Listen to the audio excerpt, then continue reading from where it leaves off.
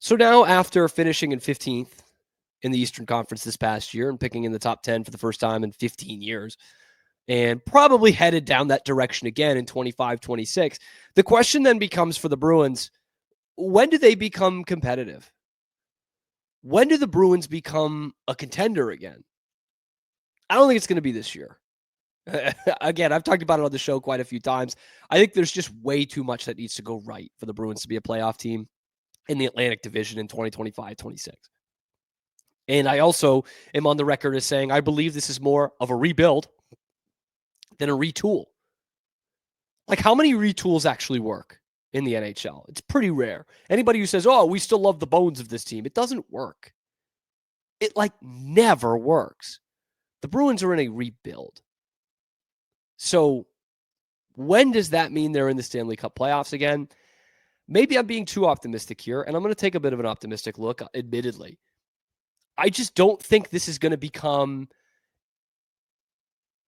a Detroit situation. I don't think it's going to become, God help us, I don't think it's going to become a Buffalo situation. I don't even think it's going to become a Chicago situation. I don't think we're in a position where the Bruins are going to miss the playoffs for 7 or 8 straight years.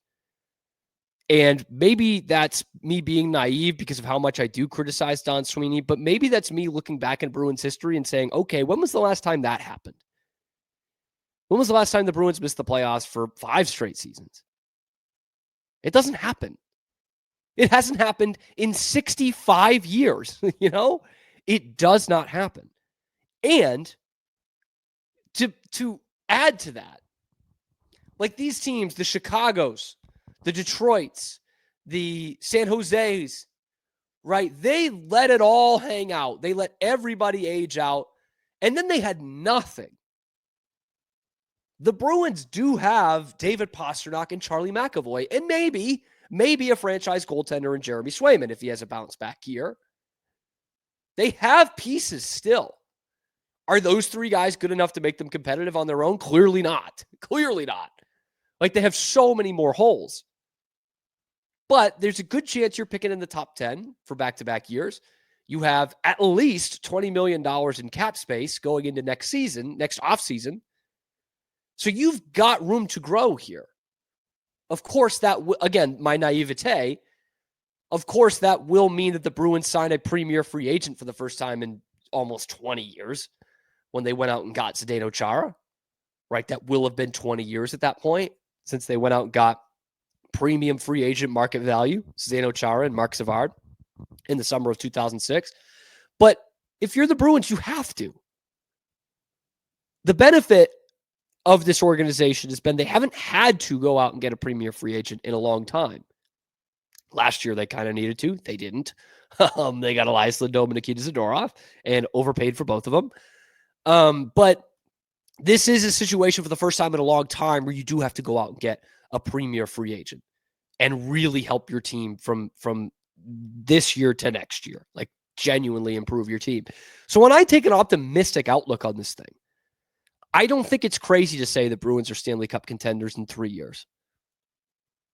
Okay? A lot needs to go right. That would be 2027-28.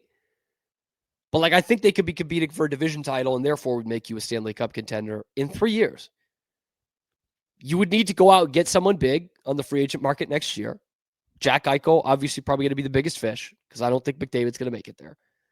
But, a Tuck, a Natchez, a Kempe, 2 of those are wingers. Natchez can be a winger. You're going to have hopefully a center of the future in James Hagens.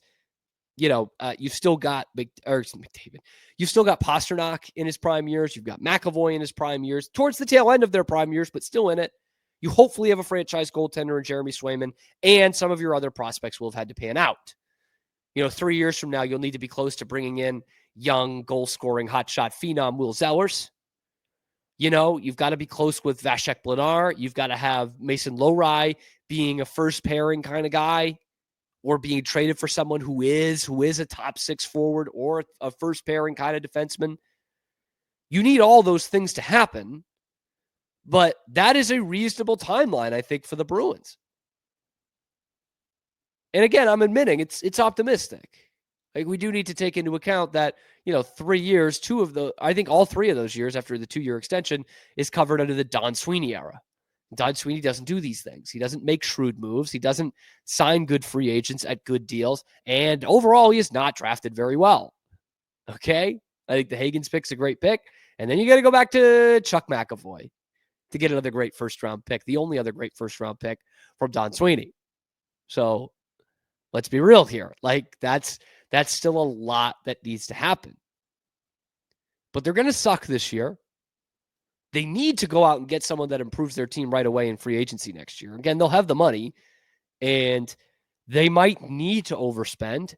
But overspending on Marty Necas or Adrian Kempe is much better than overspending on Elias Lindholm or David Backes or Matt Pileski, the guys Don Sweeney has overspent on in the past. And I don't think there is such thing as overspending on Jack Eichel. I don't think there is. $15 million a year, bargain. Take it. Yes. Where does he sign? Where do we sign? Hell yeah. I'll eat 3/4 of that cap space next year just to give to Jack Eichel. 1,000%. Because that $20 million isn't even taking into account the fact that you could trade Jonas Korpisalo and Pavel Zacha in this season, get them off the books. Maybe even something outside the box like Hampus Lindholm. That's $6.5 million a year off your books. There's ways to get even more cap room versatility for the Bruins. And then all of a sudden you're talking about building something. Top 10 pick this past year, James Hagens. Probably going to have a top 10 pick next year, maybe even a top 5. Shoot, maybe it's Gavin McKenna. And then you're cooking with gas. And then you're saying to free agents, yeah, I know it hasn't been great the last few years. And I know Marco Sturm isn't a Jack Adams winner or anything, but look at this. 30-goal scorer on one wing, Morgan Geekie. 100-point scorer every year, David Pastrnak on the other, still in his prime. We're going to have these kids coming up, McKenna, James Hagens. We can get you, Jack Eichel, and we can maybe go out and get someone else. We've cleared even more room. Maybe we make some shrewd moves. Maybe we make some trades. We free up even more cap space. Maybe then we get a Marty Necas. And we just go all in on this free agent class. I know, yeah, our goaltenders turned it around. And look at the reckless abandon Charlie McAvoy's playing with. He looks like Team USA, Charlie McAvoy. There's some things that can happen for the Bruins that get them on the right path by this time next summer. And one of they don't have to be coming off a good season for those wheels to be set in motion. That's kind of the beauty of this because of that cap space. And because the second best free agent in next year's class, who will probably end up being the best free agent in next year's class, is a hometown kid and grew up a humongous Bruins fan. So 3 years from now, your Boston Bruins will be competing. They'll be in the postseason. They'll be making a run. New England will have Stanley Cup fever again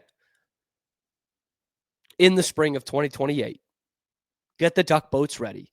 Those Bruins are coming. Let me know what you think in the comment section below. How long is this going to take? When are the Bruins going to be competitive again? Am I way off? Is it going to be 6 or 7 years? Is this going to be Detroit, Chicago, San Jose? Let me know in the comment section below. Be sure to like the video, subscribe to the channel. Our numbers have skyrocketed over the last 3 weeks here. Been unbelievable, the growth in this channel, mainly because we're talking hockey. So if you guys like that, you like hockey talk, you like Bruins talk, like and subscribe. It's completely free. We're coming to you live every weekday, high noon Eastern time, and then wherever you get your podcasts as well. So check out the other videos on the channel, talking Bruins, talking hockey, everything else going on in the world of Boston sports. I'm your host, Cam Stewart. Zach Burke keeps us on the air every weekday.